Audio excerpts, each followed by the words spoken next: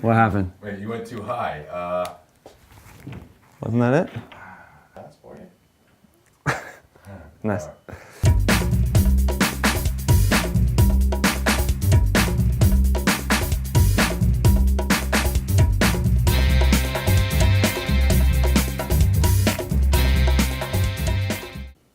Hey, how you doing? I'm Scott Doty, and you're watching Scott Doty TV, encouraging and equipping you to help your student storm the test. And today I want to talk about one of my favorite topics, which is urgency. All right? I really feel like this is a life skill, and it imports itself very much to me. It's a motivation issue. It's an issue of big picture vision. It's an issue of organization, of study skills. It synthesizes a lot of topics, and I think it's a great tool to bring back to the family. So what I want to use as a tool here is a 2x2 matrix. I'm going to draw for you real quickly, and I'll give you a sense of how to think about this topic. So I'm going to call this the art of urgency. Now, human beings have been trained over many millennia to respond to urgency. Obviously, if something's gonna maybe kill you, you fight or flight, you fight it or you run away, but you know how to realize that it's urgent and it impacts you right away. The problem for students, in fact, in the 21st century is that there isn't as much a sense of urgency as there should be. There's a sense that, well, I can always do it tomorrow, I'll get to studying in a month, but rather than right now, I'd rather always do it later. And I wonder if there's a way that we can change that mentality a little bit. Check out this little matrix I'll draw here, all right? This is a simple 2x2 matrix that's going to compare things in terms of whether they are important or not important, and urgent or not urgent. A really great technique in your own life, maybe you can model this for your kids, is to think about where are my activities falling, in what box? The things that I do with my everyday, what am I doing? Is it in this box that I live on a daily basis, or is it this box, or what? And I want to explore each one real quickly. So check this out. What are some things in your life that would be important and urgent? And I would say things like, okay, I have a huge, if you're a student, I have a huge, say it's a midterm, and it's tomorrow. That's urgent and it's important. Or how about something that has to do with a hospital issue, right? Like, I have to go to the hospital right now to give birth to a child. That's important and it's kind of urgent, right? I have two daughters. I'm aware of both of those categories. This is a very important topic. A lot of us can handle this because when things are urgent, we do them, okay? What about this one though? Important things that are not urgent. I would say that a lot of schoolwork, especially SAT and ACT prep, college applications, anything that's a paper that's due in 3 months from now rather than in 3 days from now. Those are all things that we can say, yeah, I should probably do that today, but I don't have to, so I'm not gonna. One of my favorite things to put in this box is flossing.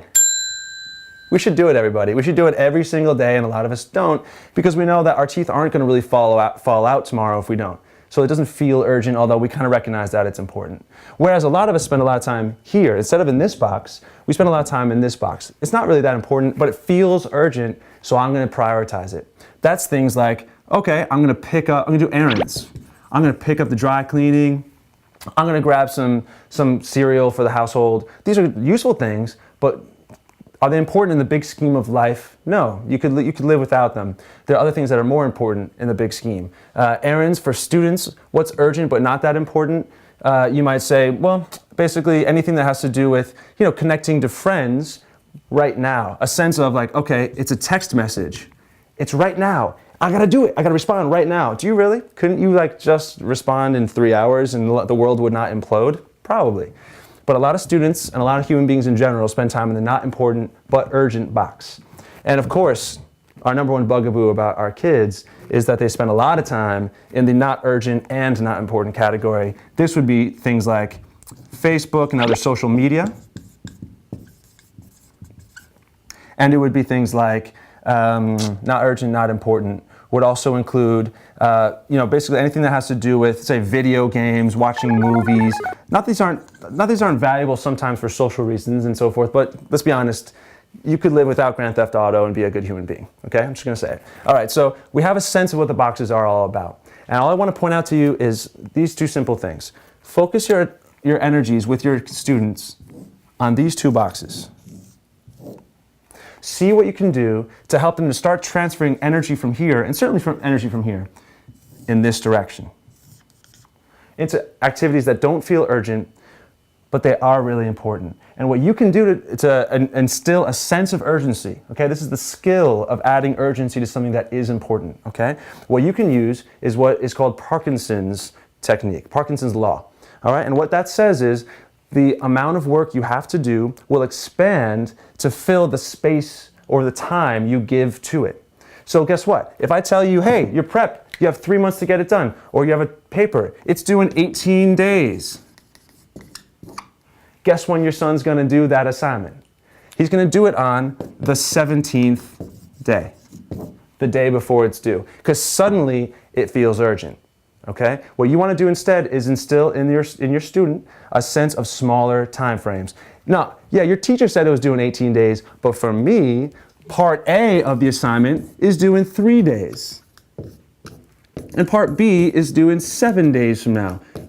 You break it into smaller pieces and you make it feel more urgent for you, right? For the family, whether the teacher says so or not. The teacher, a good tutor, for example, on test prep, will ask your son to take a test simulation frequently. Why? Because it makes it feel more real more quickly. It adds urgency to the atmosphere of the preparation process, and therefore your son or daughter takes it more seriously and makes more legitimate progress sooner. Okay?